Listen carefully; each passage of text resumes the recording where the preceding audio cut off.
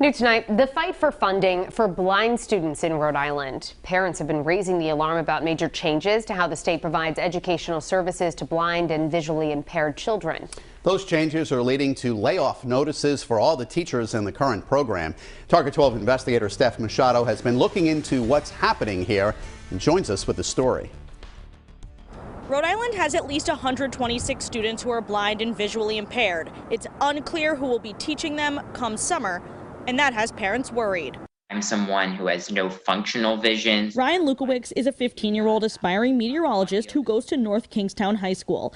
He's also blind, so while he takes regular classes with his peers, he has a teacher for the visually impaired, or TVI, who comes in to help. She's there daily working on adapting the curriculum. I use screen readers, and then I also read Braille. Plus an orientation and mobility specialist, O&M, who teaches him how to get around with a white cane. There are 13 such teachers who work for the Paul V. Sherlock Center at Rhode Island College and go into Rhode Island public schools to provide services under a 2006 law passed to provide education for blind and visually impaired students. But last month, all 13 got layoff notices effective June 30th. I was disgusted and just worried for what this would mean for not only them and their personal lives, but also it directly impacts my future. The pink slips come amid plans by the Rhode Island Department of Education to move to a multi-service model for blind students. As it stands now, Sherlock is the sole provider, and RIDE gives the center a nearly $700,000 federal grant. But Sherlock's contract is ending, and RIDE says it has to go out to bid for the services under what's called a master price agreement, where districts can hire TVIs and O&Ms.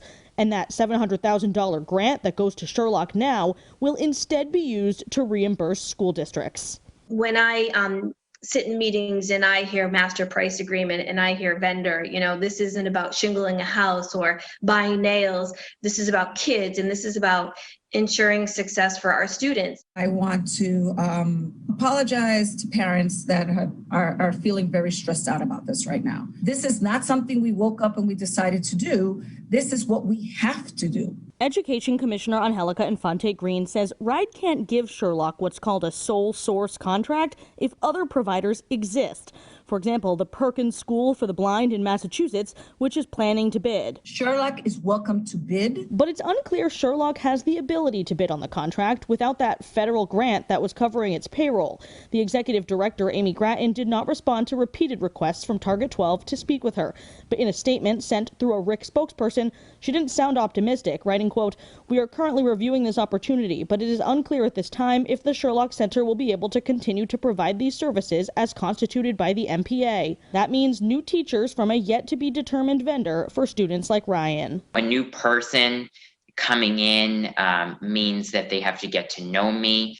The service stays the same, but the level of quality and quantity may change. Parents say the state shouldn't be putting these services out to bid for private vendors at all. Instead, they should fund them directly, like the state does for deaf students. We need to be fair and equitable to our kids who have vision impairments. The union representing those teachers have filed a lawsuit over the layoffs, and this issue has reached lawmakers. We'll talk to a state rep coming up new at 6. I'm Steph Machado, 12 News. New at 6, Rhode Island parents of blind and visually impaired children are hoping state lawmakers will help them keep their teachers. As we told you at 5, all of the teachers in a state program providing services for blind students have received layoff notices for the end of this school year. Parents are worried changes to the program could leave the education of vulnerable students upended. Target 12 investigator Steph Machado is here now with what a state representative is aiming to do about it. Steph? Parents plan to rally at the State House later this month. Their main request is to have direct state funding for students with visual impairments. He reads Braille. Heidi Lamb's son Dominic is a visually impaired 4th grader in Barrington. I haven't even had the heart to tell him yet that this is happening. He's in 4th grade. He's going to be crushed. She's worried about Rhode Island's TVIs, teachers for the visually impaired, and O&Ms, orientation and mobility specialists, getting laid off at the end of this school year by the Paul V. Sherlock Center at Rhode Island College as the state goes out to bid for new vendors. Our TVIs and O&M specialists have followed a lot of our children, through years. That trust is important. They know our kids. This is not something that I can legally do. There's a process. There's a bidding process that needs to happen when there are other vendors. Rhode Island Education Commissioner Angelica Infante Green says the state has to go out to bid for the vision services since Sherlock's contract is up. But the new plan is to have a master price agreement, allowing school districts to select from a list which vendor to hire. It means the $700,000 federal grant that currently goes to Sherlock will be pulled and used to reimburse districts. So it's unclear if Sherlock will even be able to bid without the funds to make payroll. It's rather cruel, right? A year where we're in the middle of a pandemic, where absolutely everything has been different for our kids and everyone else's children, to just say, oh, well, we have to do this. Actually, they don't have to do this. What parents want instead is a line item in the state budget to fund services for the visually impaired students instead of contracting out. The 161 deaf and hard of hearing students in the state, for example, have a nearly $8 million line item for the Rhode Island School for the Deaf. It's not an apples to apples comparison since that's a brick and mortar school, but blind students have had no state funding at all in the budget since 2016, according to the House Fiscal Office. I was totally shocked to learn that. State Rep Julie Casimiro says she's looking into a possible solution. It might be time for us to put a permanent line item in for visually blind and visually impaired students. Meanwhile, the union that represents those 13 teachers at Sherlock has filed suit against RIDE and Rhode Island College, arguing the layoffs violate a 2006 law passed to provide services to blind students.